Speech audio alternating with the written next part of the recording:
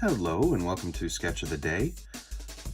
Before we get started, I just wanted to answer a question that I receive pretty often, which is, why are we practicing this? Why are we spending time and energy trying to build this skill out of all the things we could be working on? Why this? Why is this such an entry-level important skill in the field of technology?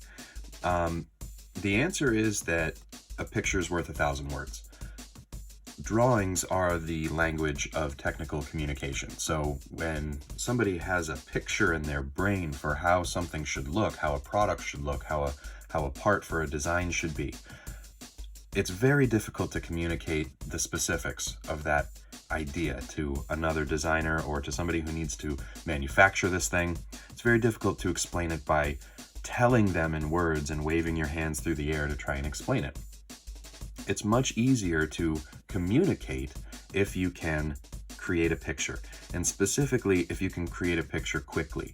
That's the focus of all of this sketching practice, is to develop your hand and your eye and your brain to be able to take the images that you have in your brain and quickly translate them into a sketch on paper so that somebody else in a very short period of time can be right on the same page with you and understand clearly what you're trying to tell them. So we start with simple shapes. We start with cubes. We start with simple little geometry that has very few edges to build the skills. So it's not that if you go into this field, you're going to be required to do lots of sketches of odd little shapes, but you might need to do sketches of bigger, more complicated things. You might need to do sketches of who knows what. The point is that if you've built some good hand sketching skills, you can apply that skill to whatever you need to communicate in real time at a work site. So let's keep on working on our perspective sketches. Thought I'd have a little bit of fun with this one today. This is the shape that we're going to be looking at. It's not a huge jump from what we did yesterday, but let's see what we can do with that shape. So I'm going to start off by drawing the big square.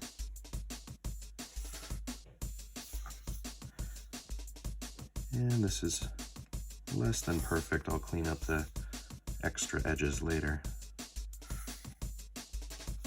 There we go. And before I go too far, I want to get my vanishing point on the drawing. So my vanishing point is going to be up here again, near the top corner of the page. And from these corner points, I can draw my straight line back towards that vanishing point. Again, keeping it really light for right now.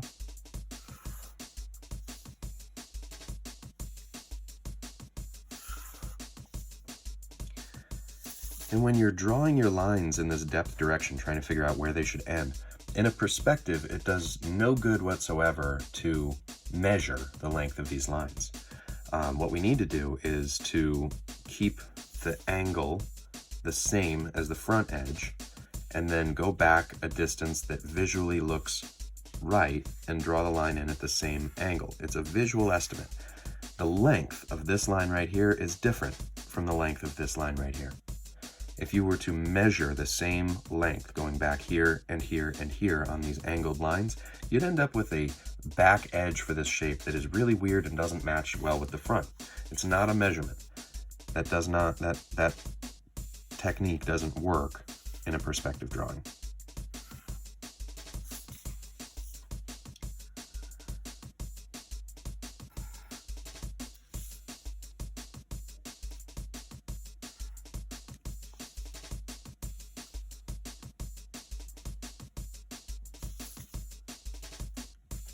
I'm going to go ahead and get rid of some of those perspective lines where they touch my object. Okay, so now I can deal with the smaller square inside the bigger one. My width lines are still horizontal. My height lines still vertical.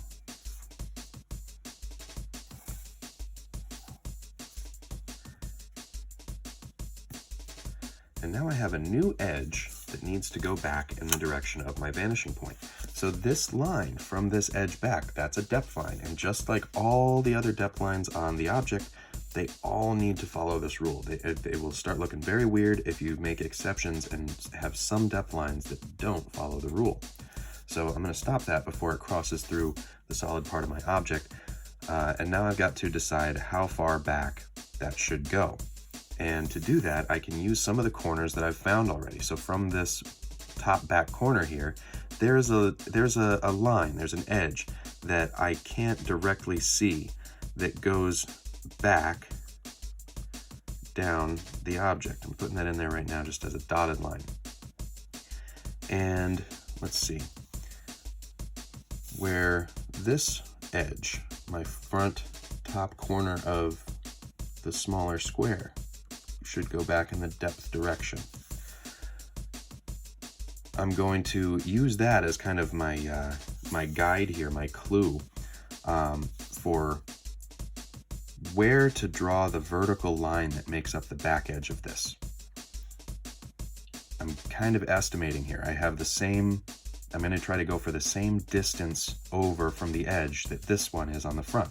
If this dotted line here is my back edge, that's the back edge of this line right here, then I should be able to step over about the same amount, a little bit less because of the perspective, making this smaller as it gets further away from me.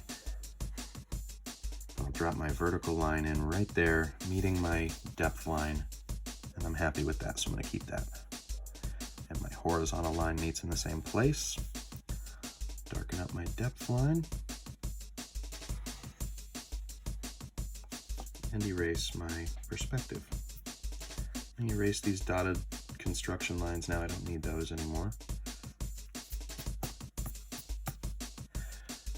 And now I've got a solid with a big square-shaped opening in the middle of it, drawn in 1-point perspective. Date it, sign it. Sketch of the day is all done.